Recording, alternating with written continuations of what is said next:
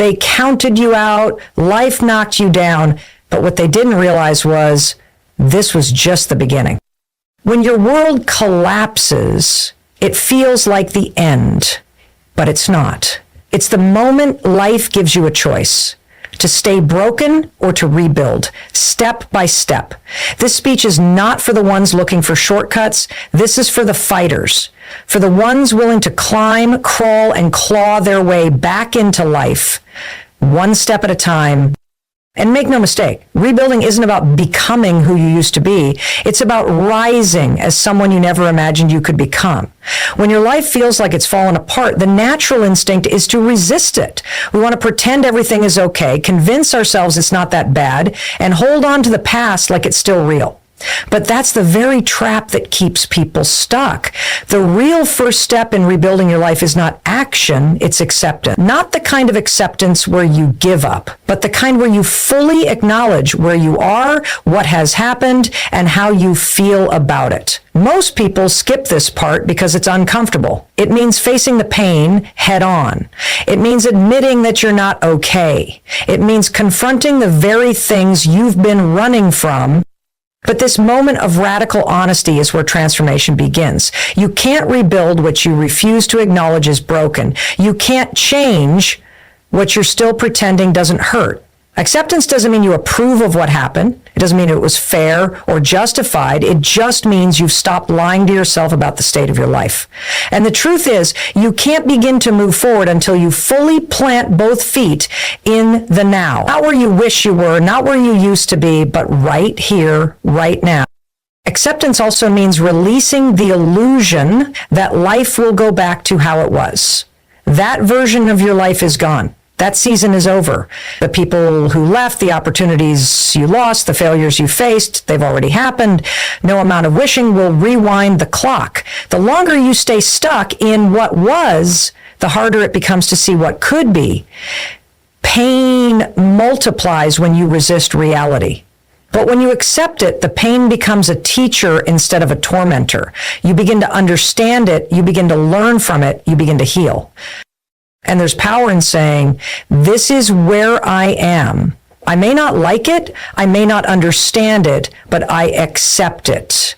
Because once you accept it, you gain control over it. You stop being a prisoner of the past and start becoming the author of your next chapter. You move from being reactive to being intentional. That shift changes everything.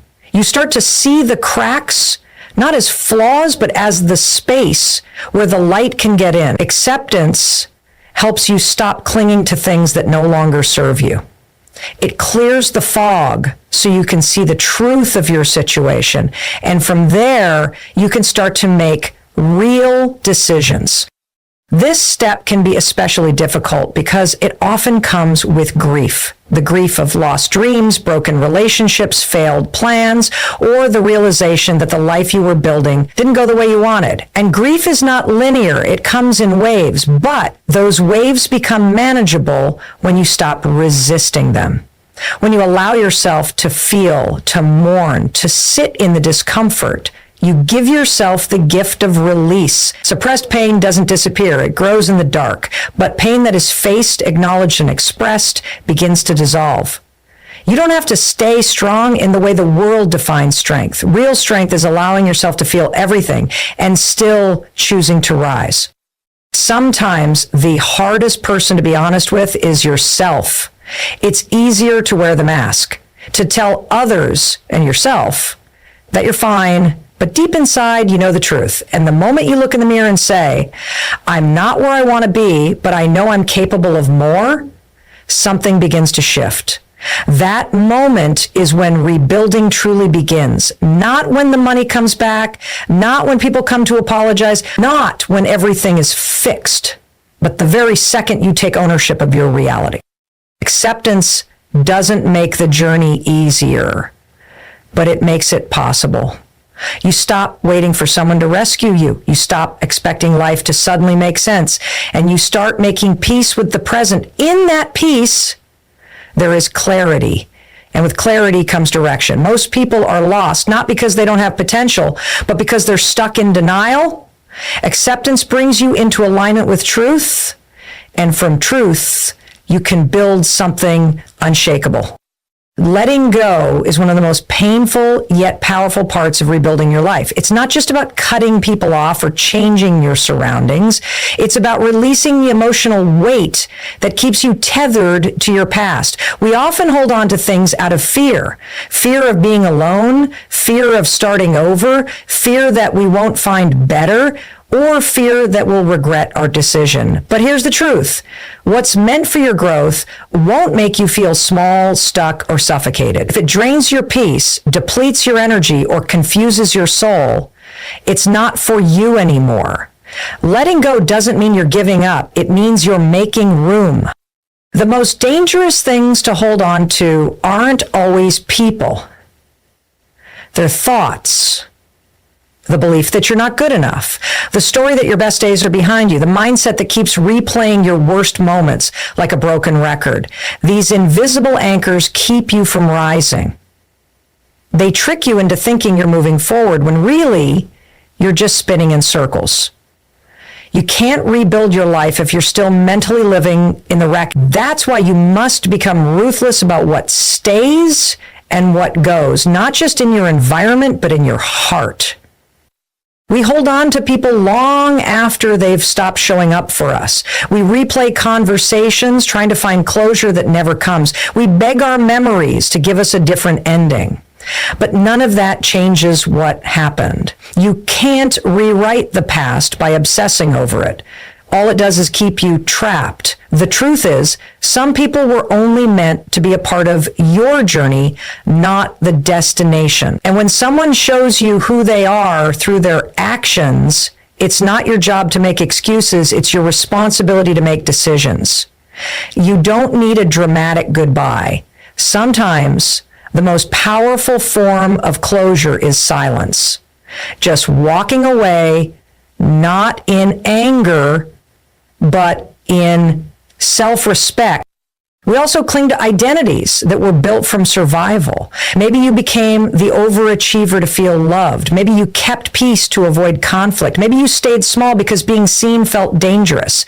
But now that you're rebuilding, you must ask yourself, is this version of me still serving who I'm becoming? Survival mode has an expiration date. What once protected you is now preventing you. Growth demands a new set of patterns. You must unlearn the behaviors that were rooted in pain and start adopting habits that are grounded in purpose. Letting go is an act of trust. It means believing that your future can be better than your past. That even though you're stepping into the unknown, it's still worth it. It's about giving yourself permission to start again, even if you're scared, even if you're unsure, even if no one else understands. You don't owe anyone an explanation for choosing peace. You don't have to justify your healing process.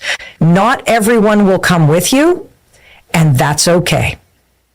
Not everyone is meant to understand your journey, because it wasn't assigned to them.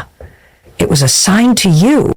Sometimes the hardest thing to release is hope. Hope that someone will change. Hope that you'll get back the time or the love you gave. Hope that somehow the past will make sense. But rebuilding your life means learning to carry hope in a new direction.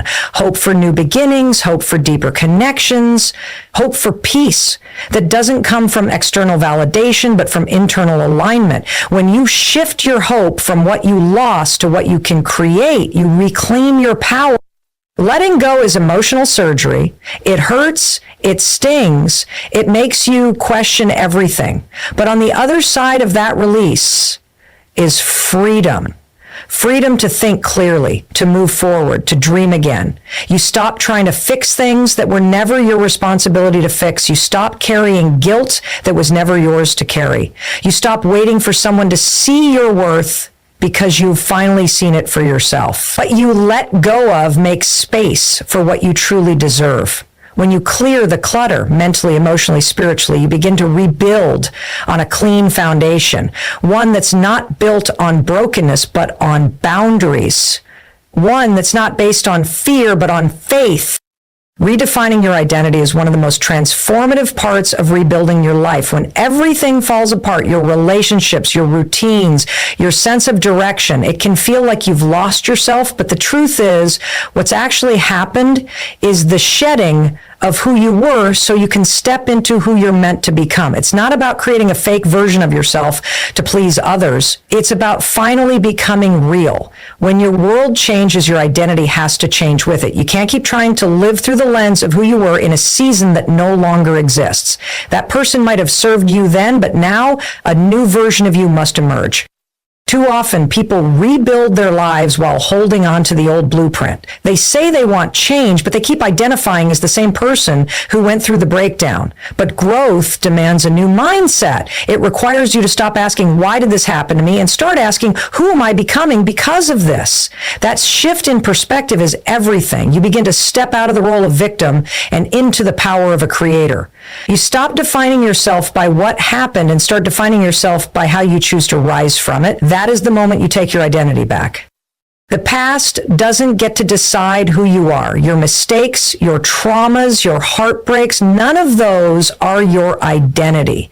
They are part of your story, but not the whole story. You are not the pain you experienced. You are the strength that carried you through it. When you redefine your identity, you're making a decision to stop letting circumstances define you. You're choosing to build your character from values, from purpose, from a clear sense of who you want to become, not from the debris of what you've lost. This process isn't about perfection. It's not about becoming a flawless version of yourself. It's about becoming a truthful version of yourself.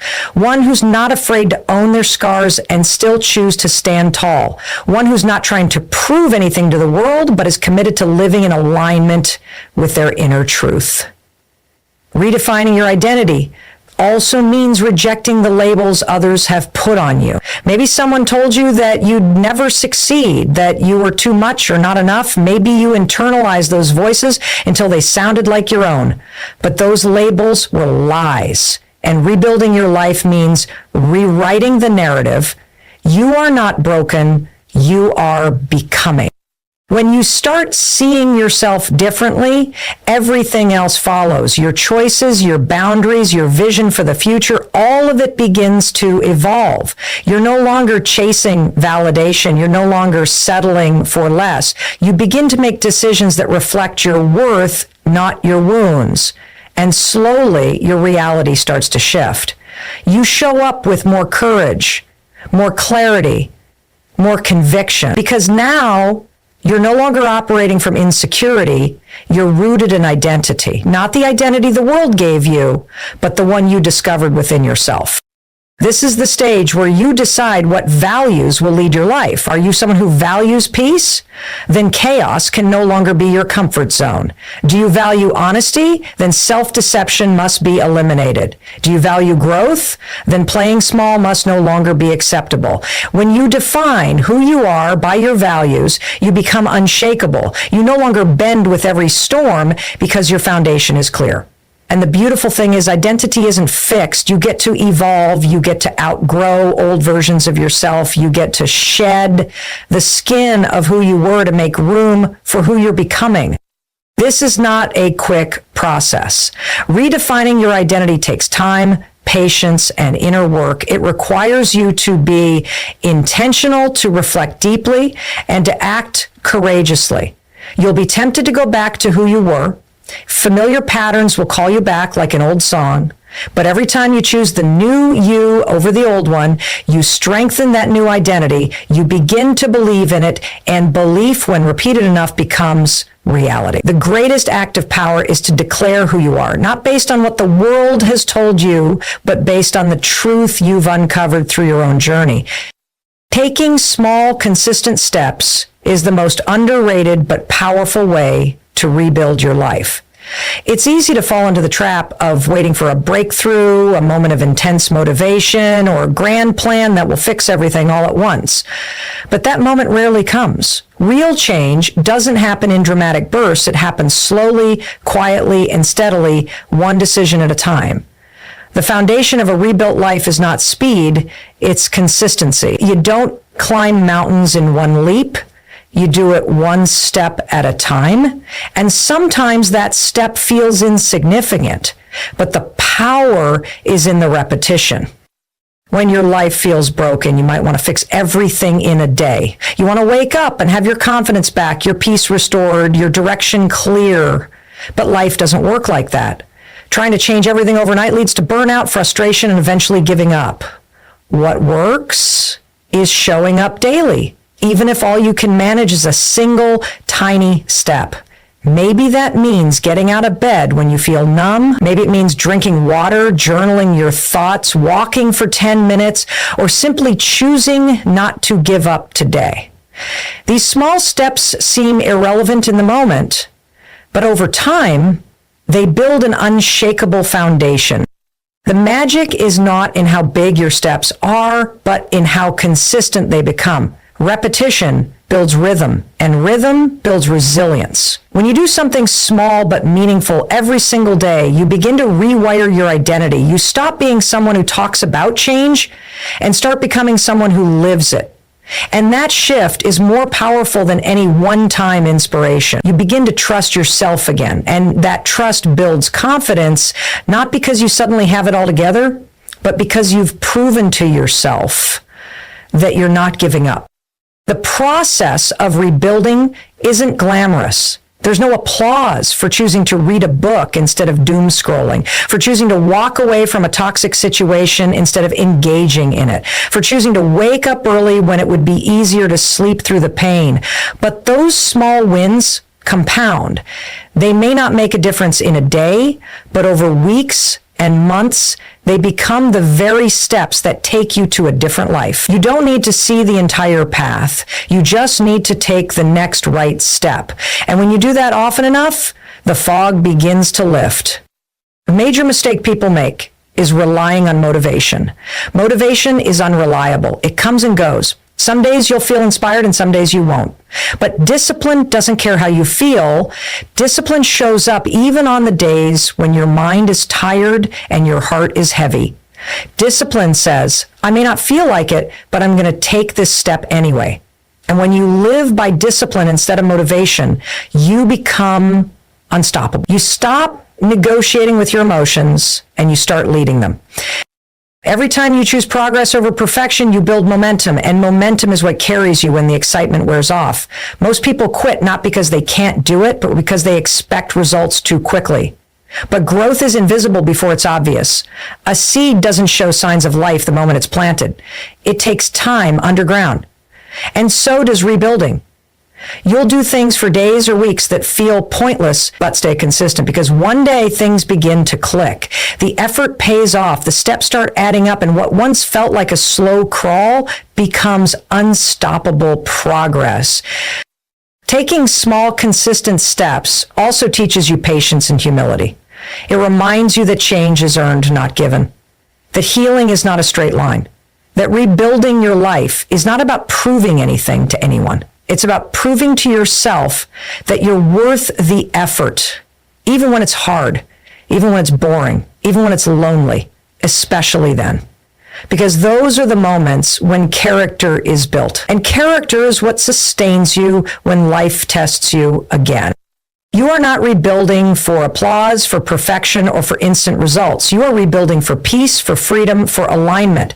And all of that starts with one small, consistent step, repeated over and over again until you become the kind of person who no longer needs to chase change because you've already become it. Building new habits is not just about changing behavior, it's about changing identity. It's one of the most critical parts of rebuilding your life because habits are the invisible architecture of your day. They either pull you closer to who you want to become or keep you stuck in the cycle you're trying to escape.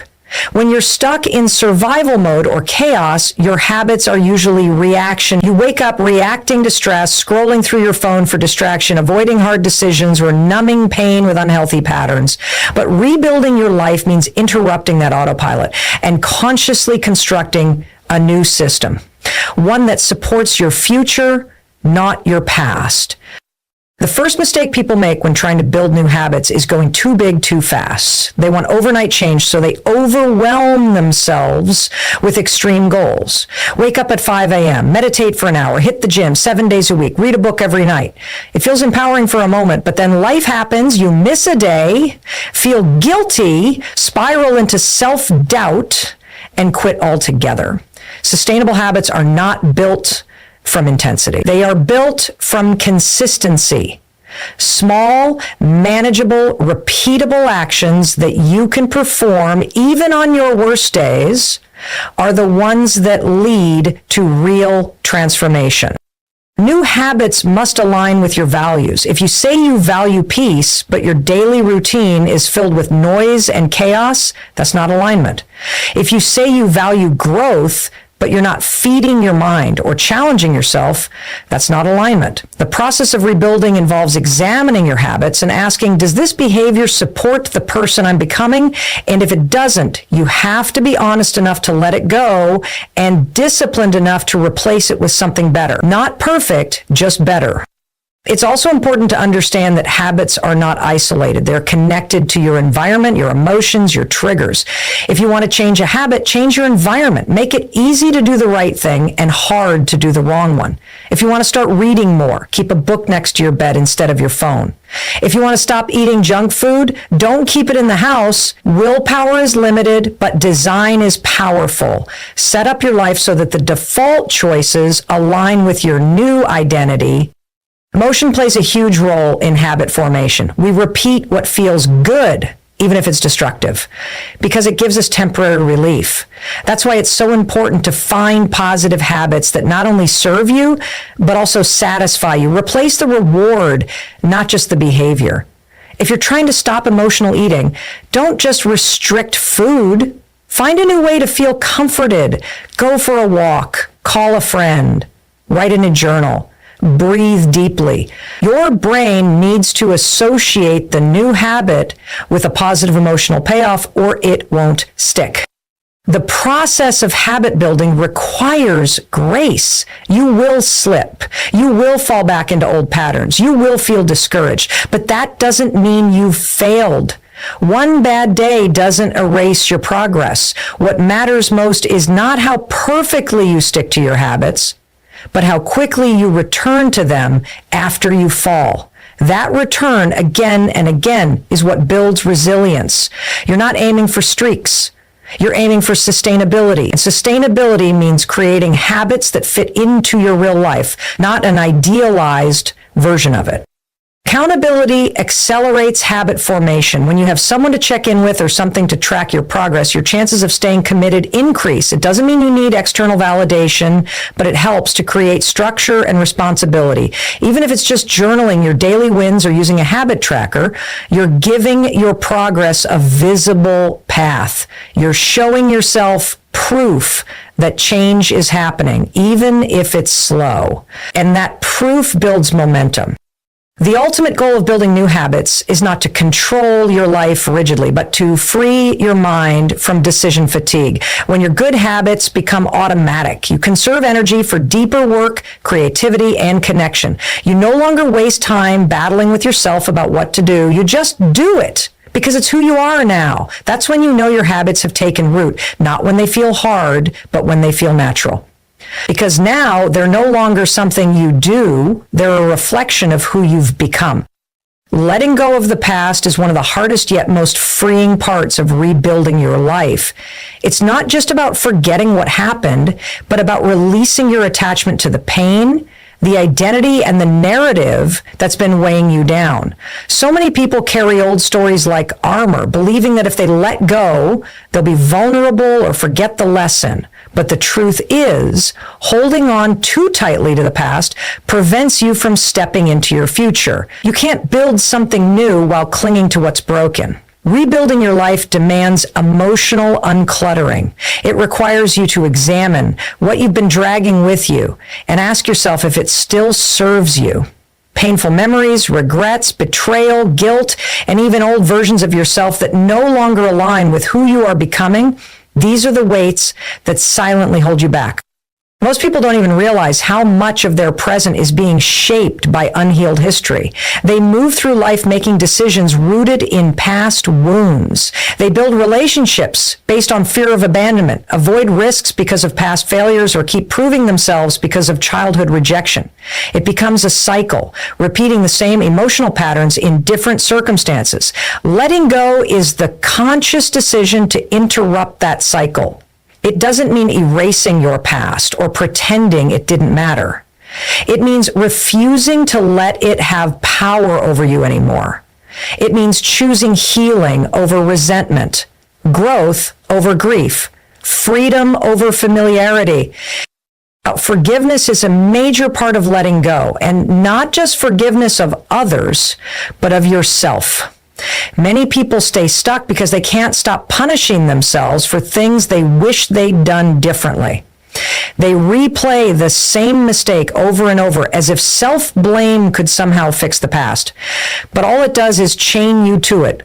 The truth is, you did what you knew how to do with the awareness you had at the time. You grew, you learned. That is what matters now. Holding on to shame will not make you better. It will only make you bitter, and bitterness has no place in a life you're trying to rebuild from hope. Sometimes the past isn't just emotional, it's physical. Old routines, toxic relationships, environments that keep pulling you back into patterns you're trying to escape. Letting go means making hard choices about what needs to stay and what must be released. That might mean cutting ties with people who drain your energy or changing the spaces that trigger your anxiety. It might mean saying goodbye to a lifestyle that once brought comfort but now keeps you small. Letting go is not abandonment, it's alignment. You're not losing, you're making room. Room for new habits, new people, new opportunities, and a new sense of self-worth. Letting go also means releasing the illusion of control. We often hold on to the past because it's familiar, even if it's painful. We think that by replaying it or clinging to it, we can somehow control how we feel. But control is an illusion. What brings peace is surrender, not giving up, but letting go of what you cannot change and redirecting your energy toward what you can. You can't change what someone did. You can't rewrite the past. But you can choose how you show up now. You can choose how you move forward. And in that choice lies your power. You also have to let go of the timeline you thought your life was supposed to follow. One of the greatest sources of pain is the belief that you should be further ahead, that you're behind, that you missed your chance.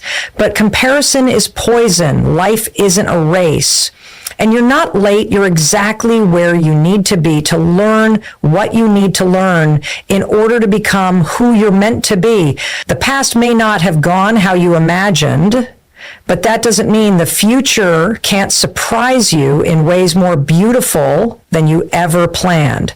The moment you stop wishing it had been different is the moment you reclaim your power. Letting go is a daily practice. Some days you'll feel like you've moved on. Other days, the memory will hit you like a wave. That's okay. Healing is not linear. You don't have to force closure. You don't have to pretend you're unaffected. You just have to keep choosing to not let the past define you. You have to keep turning your focus toward the life you're building, not the one you lost. And each time you do that, the past loosens its grip a little more. Not because it didn't happen, but because you are no longer willing to stay in the place where it broke you. You are rising step by step, and with each release, you are reclaiming your freedom. Surrounding yourself with positive influences is one of the most transformative decisions you can make while rebuilding your life. The people you allow into your environment shape your thoughts, your beliefs, your energy, and your potential, whether you realize it or not. When you're trying to heal, grow, and become better, being around negativity, drama, and criticism can sabotage your progress. Even if your intentions are pure, you can be doing the internal work, building new habits, and letting go of the past. But if your circle doesn't reflect the new direction of your life, It will eventually pull you backward. Energy is contagious, and if you're constantly exposed to people who drain you, mock your dreams, or keep reminding you of who you used to be, it becomes almost impossible to evolve into your next level. The truth is, not everyone is meant to come with you. Some people are only meant to be part of your past, not your future. This doesn't mean they're bad people. It simply means your paths are no longer aligned.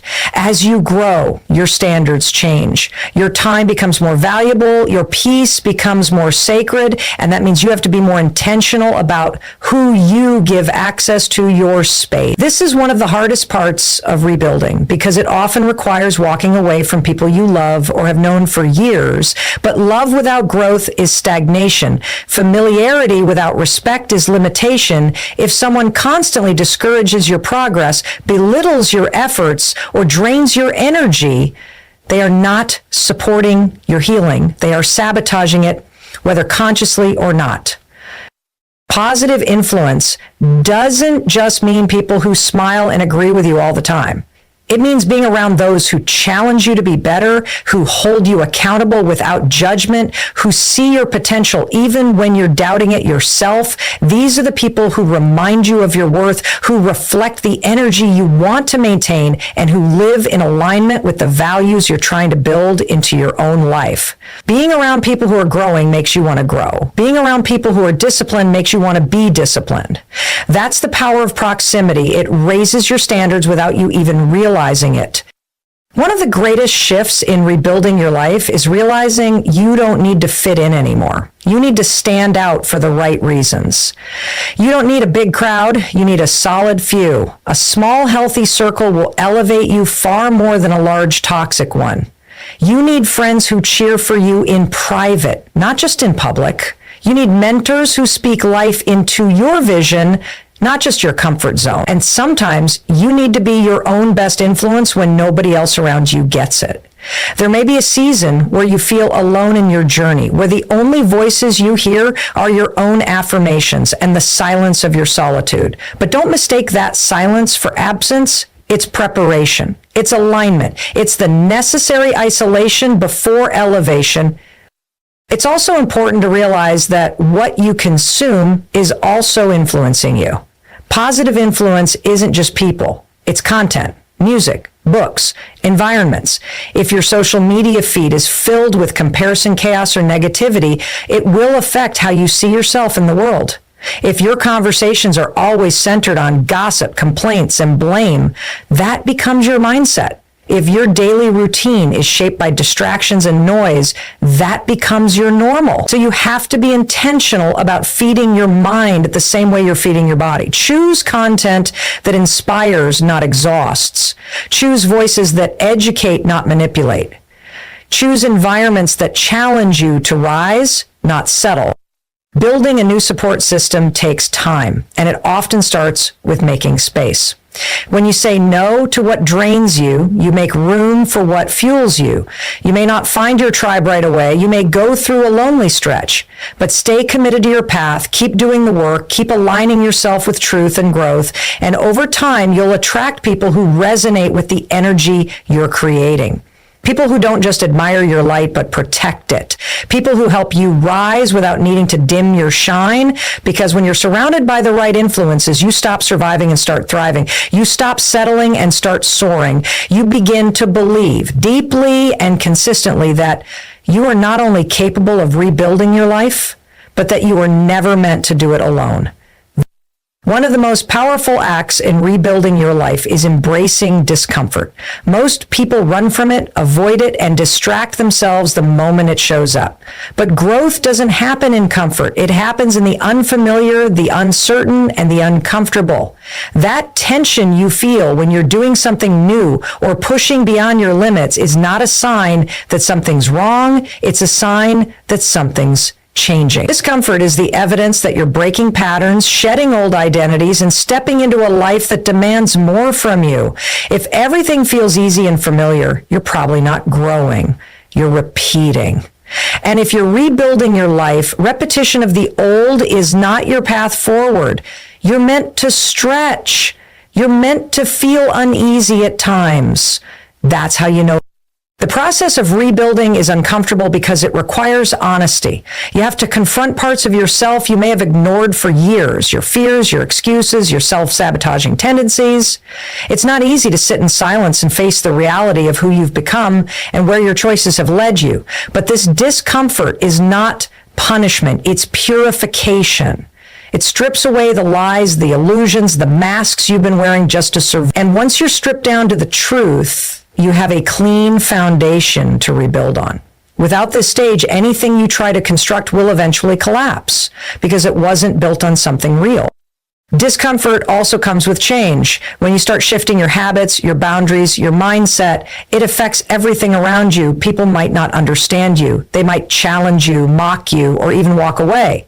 That's uncomfortable. But the discomfort of losing people who don't support your growth is far less damaging than the comfort of keeping people who keep you small. You cannot stay in environments that suffocate your potential and expect to rise. You must be willing to stand alone if it means standing in truth. You must be willing to disappoint others if it means honoring yourself. That will always feel uncomfortable, but that's where your power is. Another form of discomfort is failure. When you take risks, try new things, or step into unknown territory, you will make mistakes. You will fall short, and that can be humiliating. But failure isn't the opposite of success. It's part of it. Every time you fail, you learn. Every time you get back up, you build grit. Every time you try again, you strengthen your resilience. Discomfort teaches you what ease never will. It shows you your capacity. It proves to you that you are stronger than you think. The goal is not to avoid failure. It's to develop a mindset that sees failure as feedback, not as defeat. That shift in thinking is where true transformation happens. Many people also feel discomfort when they start putting themselves first, when you begin setting boundaries, saying no, prioritizing your well-being, and choosing peace over people-pleasing. It will feel unfamiliar. You may feel guilt. You may feel like you're being selfish. But that's only because you've been conditioned to believe that your needs don't matter. The discomfort of self-respect is a necessary price to pay for self-worth. It takes courage to rewrite that story. It takes courage to say, I matter too, and live in alignment with that belief. That discomfort eventually transforms into confidence, the kind that no one can give you and no one can take away. There's also discomfort in patience. Rebuilding your life takes time, and the results don't always show up right away. You'll have seasons where you're putting in the work, staying disciplined, making sacrifices, and it looks like nothing's changing. That can feel deeply frustrating. But that's the test. Can you stay committed even when you don't see the reward yet? Can you trust the process when the progress isn't visible? That's the discomfort that builds character. It's where you learn faith, perseverance, and emotional endurance. It's where you stop chasing instant gratification and start developing long-term vision. Discomfort in the waiting season isn't a sign to quit. It's a call to believe harder, to dig deeper, to stay the course even when it's hard. And finally, embracing discomfort means learning to sit with your emotions instead of running from them. Most people use distraction to escape. Food, scrolling, noise, drama. Because being still with your thoughts can be uncomfortable. But if you want healing, you have to feel. If you want clarity, you have to face the chaos inside you. You can't rebuild a life while avoiding the parts of yourself that hurt. You have to go through it to grow through it. Discomfort isn't your enemy. It's your invitation to rise, to change, to become everything you were meant to be. Taking responsibility for your life is one of the most empowering steps you can take on your journey to rebuild. It means recognizing that no matter what has happened to you in the past, the choices you make now are yours and yours alone. It's easy to fall into the trap of blaming circumstances, other people, or bad luck for where you are. But when you hold on to blame, you give away your power. You become a victim of your situation instead of the architect of your future. Taking responsibility means refusing to let your past define you. It means owning your mistakes without shame, learning from them without regret, and using them as stepping stones rather than stumbling blocks. This level of accountability can be challenging because it requires honesty. It means looking in the mirror and confronting the ways you may have contributed to your difficulties or stayed stuck. It means recognizing patterns in your behavior that have kept you from moving forward. This is not about self-condemnation. It's about saying, what role did I play in this? And what can I do differently going forward? When you start asking that question, you shift from being passive to active. You move from feeling powerless to feeling in control. And that shift is the foundation of every change you want to see in your life. Taking responsibility also means setting clear goals and committing to them. It's easy to dream about a better life, but it takes discipline and follow through to make those dreams a reality. You have to be willing to do the hard work day after day, even when motivation fades. You have to show up for yourself consistently. This means making choices that align with your goals, even when they are uncomfortable or inconvenient. It means prioritizing your growth over instant gratification. It means holding yourself accountable for your progress and your setbacks and not making excuses or blaming others when things don't go as planned. Part of taking responsibility is understanding that you are responsible for your mindset. How you think about yourself and your circumstances shapes your reality. If you believe you are stuck or doomed to fail, that belief becomes a self-fulfilling prophecy. But if you choose to believe you can change, that belief opens the door to possibilities. Your thoughts influence your emotions, and your emotions influence your actions. When you take responsibility for your mental and emotional state, you start to see your life differently. You start to see opportunities where others see obstacles. You start to see challenges as chances to grow, not reasons to quit. Another crucial aspect of responsibility is learning to manage your time and energy wisely. Time is the one resource that everyone has equally, but how you use it determines your success. When you take ownership of your schedule, your priorities, and your daily habits, you gain control over your results. This means saying no to distractions and things that don't serve your goals. It means creating routines that support your growth and well-being. It means being intentional with how you spend each day, knowing that small choices add up to big changes over time. Taking responsibility also involves owning your relationships. The people you surround yourself with impact your life significantly. While you cannot control others, you can control how you respond to them and what boundaries you set. It means choosing relationships that support and uplift you and having the courage to step away from toxic ones. It means communicating honestly and respectfully. It means being responsible for how you show up in your connections and not blaming others for your emotional state.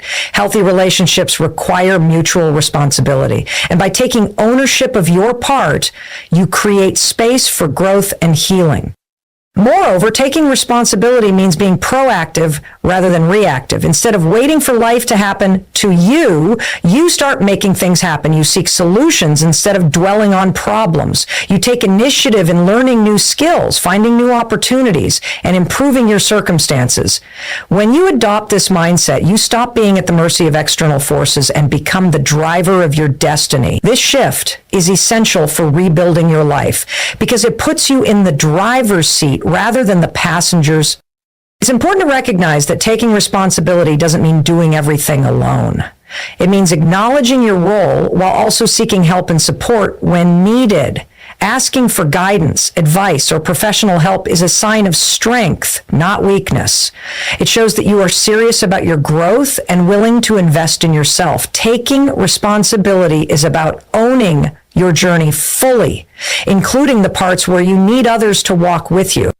When you take responsibility for your life, you reclaim your power. You stop waiting for permission or a miracle and start creating your own success. You build resilience because you understand that setbacks are part of the process, not the end. You develop confidence because you know you have the ability to influence your circumstances through your choices. This mindset becomes the engine that drives every step of your rebuild, turning challenges into opportunities and dreams into reality. Taking responsibility is the moment you stop being a passenger in your own life and become the captain steering toward a brighter future. Consistency is the invisible force that turns dreams into reality. Without it, even the greatest ideas, plans, and ambitions remain just that. Ideas, plans, and ambitions. It's easy to feel motivated in bursts, to have moments of enthusiasm where you feel unstoppable. But what separates those who rebuild their lives successfully from those who falter is the ability to show up day after day, especially when the initial excitement fades. Consistency is not about perfection or always feeling inspired. It's about commitment. It's about doing the work even when you don't want to, even when progress seems slow or invisible. It's about understanding that transformation is a process, not an event. Building new habits and routines is the backbone of consistency. When you decide to rebuild your life, you're essentially rewiring your brain, changing patterns that may have been ingrained for years. That can feel overwhelming, but breaking it down into small, manageable actions makes it possible. Consistency doesn't mean massive leaps every day. It means taking small steps that add up over time. It means waking up and choosing actions that align with your goals, no matter how you feel in that moment. Whether it's practicing gratitude, exercising, reading, or working on a skill, doing it regularly builds momentum. That momentum creates a feedback loop where progress fuels motivation, which in turn fuels more progress. One of the greatest challenges to consistency is resistance. Internal voices that tell you to quit, that question your worth, that whisper excuses like not today or I'll start tomorrow. These are natural and human, but consistent people learn to acknowledge them without surrendering to them. They cultivate discipline, which is the ability to do what needs to be done regardless of how they feel. Discipline is like a muscle that strengthens with use. The more you practice showing up for yourself, the easier it becomes to maintain that rhythm. And even when you falter, the key is to get back up quickly instead of letting one slip turn into giving up entirely. Consistency also requires patience. In a world of instant gratification, it's tempting to want quick results, but meaningful change rarely happens overnight. Sometimes you will put in the effort and see no immediate reward. Sometimes progress will be invisible to everyone but you. Staying consistent in these moments is what separates those who eventually succeed from those who quit too soon. Patience and consistency means trusting the process, believing that every small step is contributing to a bigger picture. It's about valuing progress over perfection and understanding that setbacks are part of the journey, not the end of it. Another important aspect is accountability. When you commit to consistency, it helps to have structures in place that hold you responsible. This could be a journal where you track your progress, a friend or mentor who checks in on you, or even a public commitment that motivates you to stay true to your word. Accountability creates external pressure that supports internal motivation.